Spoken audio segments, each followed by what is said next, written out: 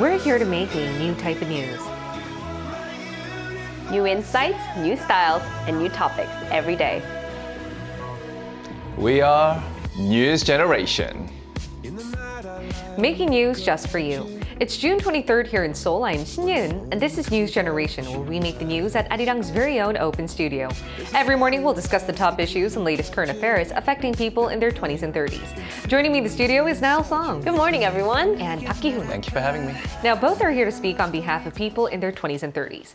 As usual, let's start with our news feed, which covers different hashtags and news items that have been trending on social media over the past 24 hours. Korean consumers have swept shelves clean of salt ahead of Japan's imminent discharge of wastewater from the Fukushima nuclear plant. Many hoarded what's considered clean salt, even though prices jumped by 65% compared to last year. Mainly because they feared that once wastewater is released from Fukushima, it could contaminate domestically produced salt. One person went as far as selling 10 kilograms of salt for over $1,150 at an online flea market. And tech giant Apple is trying to win a trademark battle against the largest fruit farmers organization in Switzerland, known as Fruit Union Suisse. The union symbol is a red apple with a white cross, and the company Apple doesn't want to see this. Apple is trying to gain intellectual property rights over illustrations of the fruit. The union's director found it strange because the tech giant's signature icon is their bitten apple, but the recent trademark battle is about owning the rights to images of an actual apple, which seems to be open for everyone to use. And you may have seen this South Korean actor appear in popular K-dramas like Itaewon Class or What's Wrong with Secretary Kim. Well, he's Park Seo-joon, and he's recently been swept up in dating rumors. The 34-year-old actor was found on what seemed to be a date with a 29-year-old YouTuber named Seuss in London. In response, his agency said it's difficult to confirm facts related to their talent's personal life. And on Wednesday, the artist spoke up for the first time on this issue. He said that he was grateful for receiving a lot of attention, but said he also felt burdensome about opening up about his personal life. And to give you a bit more detail on the third news item, Wednesday was the first public appearance Park Seo-joon made since he was caught up in these dating rumors, and he had come to promote his latest movie called Concrete Utopia. That's why when a reporter asked about his dating status, Park said he wanted to focus on promoting his movie instead of sharing his personal life. And it's not new to hear celebrities wanting to keep their personal life out of news headlines, but what does seem to have changed is how the public is responding. Years back, many thought it was also a part of the job for celebrities to act carefully as a public figure. Now, more people, including their agencies, seem to be respecting their lives outside of the screen and instead as an individual who has things they might not want to disclose. And what do you think about the change of how the public is perceiving celebrities these days, Ki-hoon? I mean, it has definitely changed, but I think being a celebrity just means, people want to know more about you, your personal life. That's just part of the job. But in my opinion, I think it all also comes down to how popular you are and how much influence you have to the public too. And as you can see, Park Seo-joon is a huge star, not just in Korea, but obviously overseas as well. So I think he puts a great importance in his image because his image is pretty much his brand name value. It's his brand power. Yeah, exactly. And any scandals or controversy can really affect the things he's doing, like, movies, dramas, TV ads, or any kind of campaigns or events. So the worst case being cancellation of contracts, paying a hefty fine, and ultimately losing jobs. So I think with this scandal, we just have to wait and see what the truth is, because in some way, in some sense, he's keeping a low key and he's avoiding the questions, which means obviously there's something going on, but I mean, it's his life, so I fully respect his personal love life. Let me ask you one more question then. Do you think celebrities should disclose their lives, outside of the screen, or do you think as fans we should respect that? I think it works both ways, but I think as fans, we need to be a bit more mature. Yes, I know you're a big fan of Park Seo-joon, but I really am. We should just like them and just for who they are, what they do on the screen, because that's their job. Yeah. It's not our job to find out, what they do outside the screen. Right. Then now let me ask you another question. What do you think about paparazzis and fans who want to know everything about their favorite talent on screen because they might have that connection, they might receive some mental and support from loving these stars. Do you think as a fan though, they should stop at some point? Where do you stand on this issue? I think the biggest thing is that these people aren't there to be photographed on their daily. That's not part of the job description. They're actors, they're models. There are certain places where they're supposed to be doing their jobs, but when it comes to invading their privacies, jumping into people's lawns, trying to take pictures of them, and there's obviously been some risks to this as well while people are driving, and it could cause a lot of problems. So I do think that taking pictures of them in their private time should not be allowed. And fans, like Hyun was saying earlier, we should be respectful of our favorite artists and not to invade their personal lives, because that makes them unhappy, right? You don't want somebody, coming up to you with like a giant camera while you're trying to drink a cup of coffee, right? I think more of our generation is feeling that celebrities at the end of the day are human beings too. We should respect their individual time and personal life. Right. And that was our news feed for this Friday. Let's now move on to our discussion topic of the day. Since the start of the pandemic, many young people have been diagnosed with depression. Compared to 2020 though, perceptions on mental health have shifted. How? Take a look at the screen to find out. Mental health awareness. Perceptions towards this concept have changed over the past few years. Before, people didn't really believe in this concept, thinking that visiting the shrink was only for people with major problems. Now, more are feeling comfortable enough to visit psychiatrists regularly, thinking that it's just another thing you need to look at during your regular checkups. According to the Health Insurance Review and Assessment Service, the number of people who have visited the hospital for depression jumped 34% between 2017 and 2021. And the number of patients in their 20s and 30s jumped by at least twofold. Today, NewsGen aims to answer 3 questions. 1. Why are more people in their 20s and 30s getting counseling or visiting the psychiatrist? 2. How have perceptions towards visiting a psychiatrist changed in Korea? 3. What still needs to be done to raise more awareness on the importance of mental health? We're seeing more people in their 20s and 30s go to a psychiatrist as if they're going to the dentist or a doctor to get a regular checkup. Let's analyze how this has happened in a relatively conservative country like Korea, where even mentioning terms like depression has long been frowned upon. Ki-hoon?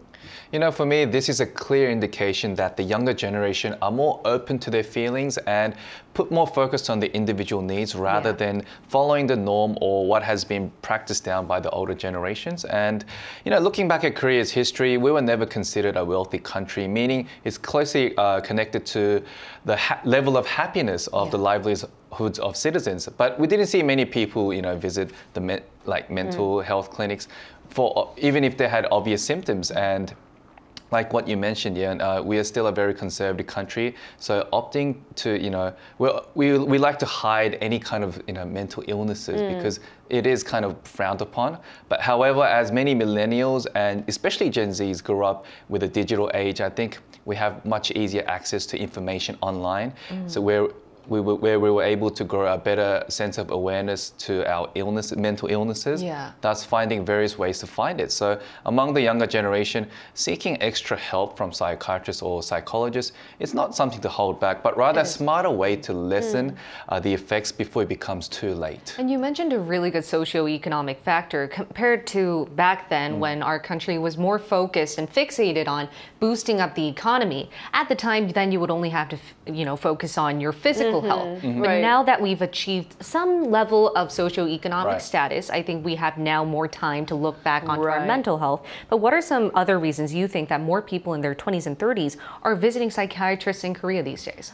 I think it's also due to COVID, and I think Korea, like we were mentioning, is a very communal, there's a communal aspect to it. So if more and more people are doing it, then people become a little more freed up to do it. And I think, having to stay inside the house all the time without human interaction perhaps could have gotten to people, and there are a lot of people who were blue, as we say, and so people were more opening up to the idea of visiting someone to talk about their feelings and treating it before it gets worse, because I think up until now the idea of going to a mental health clinic was very extreme. It's either you're okay or you need to be admitted to a hospital permanently and you can't function on a daily basis. But there's a lot of things in between that, and I think people are opening up to that idea. For sure, and not only here in Korea, it's happening abroad as well.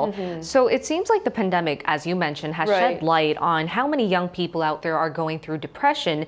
And it's also opened a gateway for people to look into their mental health. And also, as you mentioned, Ki-hoon, there's so many options online. So could you tell us now just how common it is for young people abroad to get mental health treatment? You know, I see it a lot on social media as well, but one thing that I did read in the New York Times is that people look for partners who are open to seek help when they're struggling mentally. It's one of the signs of being healthy. And I actually, this was one of the things for me as well when I went on my first date with my husband. First date, sat down, asked him, how do you feel about somebody being in therapy? Or would you ever be in therapy? Because I was in therapy. I was going to get my depression and anxiety treated. And I was opened up to this because, you know, a lot of my friends had gone and they were saying how helpful it is. And thankfully, my husband didn't think I'm crazy for thinking this, and rest is history. We're now married. I know, rest is history. Yeah, appreciate mental health. Such a nice guy. Yes. Such a nice guy. But that's what I'm going to say. I mean, it was your first date. First date, it was important. You usually don't ask deep questions like that. But I think that's a really good step in the right direction that we should go. Ki-hoon, would you like to add on how common it is for millennials and Gen Z abroad to visit the shrink? Yeah, well, in the US, more MZers are visiting mental institutions and receiving treatments. And this kind of behavior is seen as being very honest to oneself and not something as a flaw or any kind of disability. So again, I think this easy access to information, especially online, can help people do like self-diagnosis, do regular checkups like you mentioned, and even do online consultations. So that would obviously save the trouble and the fear of walking into a mental kind of hospital, like, because, you know, people might look at you in a different way. So yeah, there are many different options. Even though it's become much more accessible, I do think that there's a lot of social stigma surrounding the concept of mental hospitals and mental counseling, which is stopping people from actually going, which is why online options are really great out there. And before we go on, we're also going to hear what our viewers had to say on today's discussion topic. Because our viewers are mostly abroad, we asked them to share their experience or insight as to how their country perceives mental health issues. Take a look at the screen to find out what 3 of them had to say. Johnny said, there are plenty of mental health clinics in my area in the United States. However, it was difficult to get the one I wanted. I reached out to 5 and all of them either were not seeing new clients or the company they worked for didn't even answer the phone. Jiao K said, we have mental health clinics in New Zealand and they are free to access. I've been to one myself. I feel they're definitely helpful. Leon Teo said, I think the government is definitely focusing on mental health now in Singapore. I suffered severely about 15 years ago. The professional help I got from school and government clinics was horrible. And I would like to thank our viewers who took the courage enough to share their experience and also how mental health clinics work abroad. And as our viewers mentioned, I do think that mental health awareness is becoming a hot potato around the world. And it all comes down to how we perceive it, right? So how we view mental health has definitely affected the accessibility to facilities. What are your thoughts on that? Yeah, I mean, like we were mentioning up until now, definitely the idea of getting help for your mental health is, you know, shifted thanks to media, and it's not portrayed as just something funny, haha, how do you feel about it anymore? And people are going to it in movies and dramas and series and actually treating their traumas. And I also think that TikTok, having short form videos where people just talk freely in video form, made them open up a lot more about the journey that they're going through, whether it be, you know, mental health or anything else. And along with that, Hollywood stars being very open about their depression, bipolarism, and anxiety. Yeah, it's just raising awareness for all the people out there. And like we were mentioning, the Corona blues we were having in Korea made everyone kind of aware that anybody could be going through this. And it's not, you know, that extreme one or the other. It's just like a cold. It's a common cold, mental colds, and you have to treat it before it gets worse. And I think talking about this issue makes you feel more reassured as well. Like that person is going through it as well. So maybe the symptoms I'm feeling right now isn't abnormal. It's something that anyone can go through, which is why I should look for options to treat it. Would you like to add on, Kyun? Yes, efforts were made domestically to improve the perceived concept of mental health institutes. So one of them was in 2013 where any like kind of medical or health records weren't made just from receiving counseling. So that's definitely helped people to just, you know, easily seek, you know, mental help. And so I think psychological barrier has definitely gone down over the years. So young people are not afraid to just open up about their mental issues. All right, and we're going to now hear from a psychiatrist who's actually been out on the field meeting young patients right after this.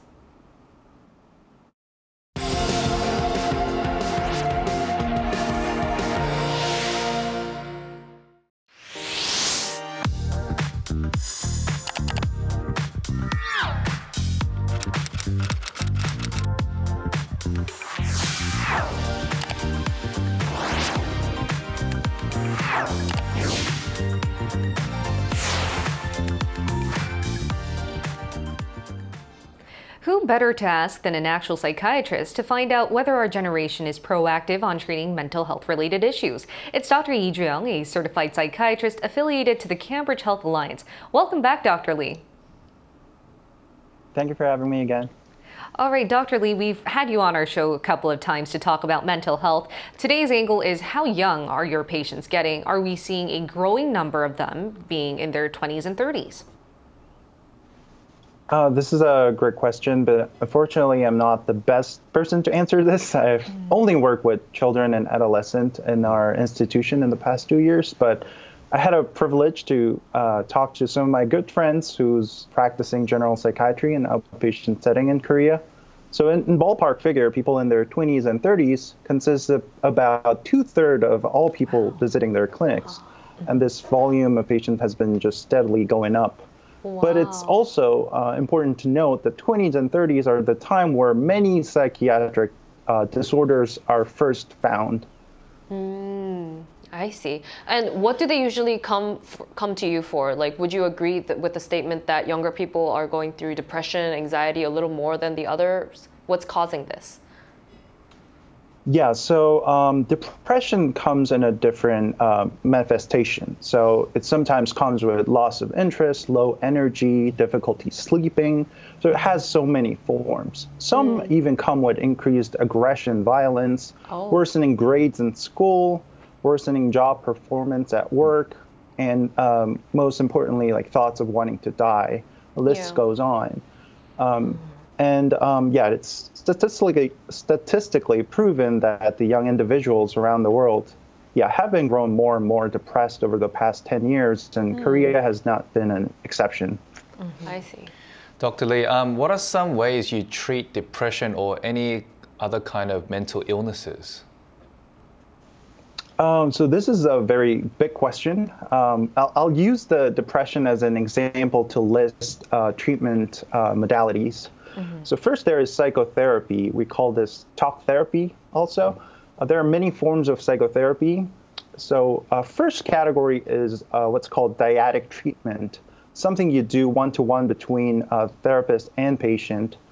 This ranges from psychodynamic psychotherapy. It's more linked to like classic psychoanalysis and more contemporary like cognitive behavior therapy and interpersonal therapy. All are effective in treating depression. They're mostly like 50-minute weekly talk therapy form. And also there are like family therapy, group therapy that can augment the treatment of depression. But unfortunately, psychotherapy is not well covered by the national insurance system in Korea, and this is preventing widespread application of therapy.